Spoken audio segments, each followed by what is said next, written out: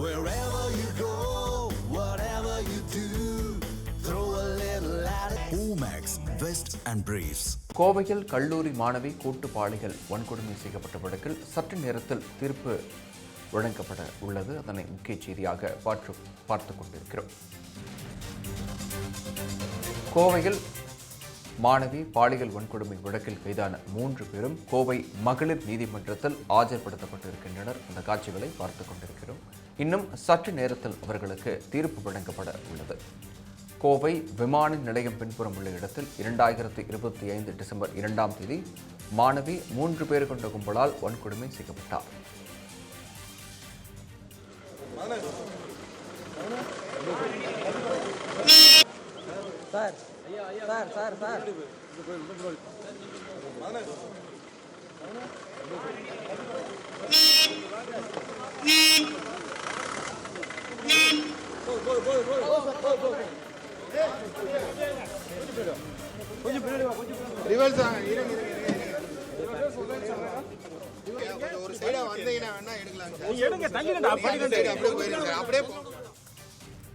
கோவை மாணவி கூட்டு பாலியல் வன்கொடுமை வழக்கில் சற்று நேரத்தில் தீர்ப்பு வழங்கப்பட்டு இருக்கிறது. இது குறித்த கூடுதல் விவரங்களை வழங்க இணைகிறார் எமது செய்தியாளர் சுரேஷ்குமார்.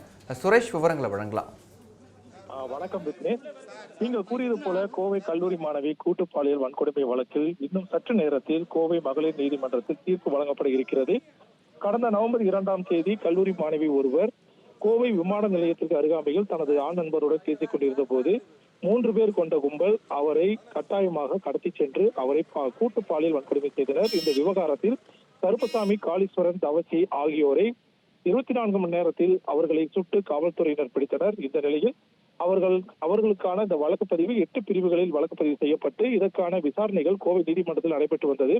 கோவை அனைத்து மகளிர் நீதிமன்றத்தில் தீர்ப்பை சற்று நேரத்தில் நீதிபதி சுந்தரராஜன் வழங்கியிருக்கிறார். கடந்த ஆண்டு நவம்பர் 2ஆம் தேதி நடைபெற்ற இந்த சம்பவத்தில் சிவகங்கை மாவட்டத்தைச் சேர்ந்த சகோதரர்கள் கருப்பசாமி, காளீஸ்வரன் மற்றும் அவரது உறவினர் தவசி கைது செய்யப்பட்டனர். துடிலூர் அருகே துப்பாக்கிச் சூட்டில் 3 பேரையும் போலீசார் கைது செய்தனர்.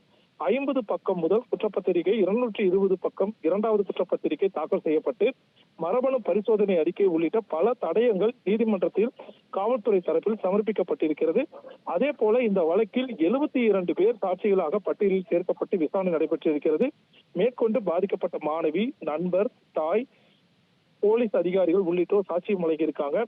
21 நாட்களில் சாட்சிகள் விசாரணை நிறைவு செய்யப்பட்டு 3 மாதங்களில் விசாரணை முடிந்து இன்று தீர்ப்பு வழங்கப்பட இருக்கிறது குறிப்பிடத்தக்க வகையில் பார்க்கப்படுகிறது. நாளை உலக மகளிர் தினம் கொண்டாடப்படும் நிலையில் அதற்கு முன்னதாகவே தமிழகத்தையே உலுக்கிய இந்த வழக்கு தொடர்பாக தீர்ப்பு வழங்கப்பட இருப்பது குறிப்பிடத்தக்கது. விக்னேஷ், விவரங்களுக்கு நன்றி சுரேஷ்குமார்.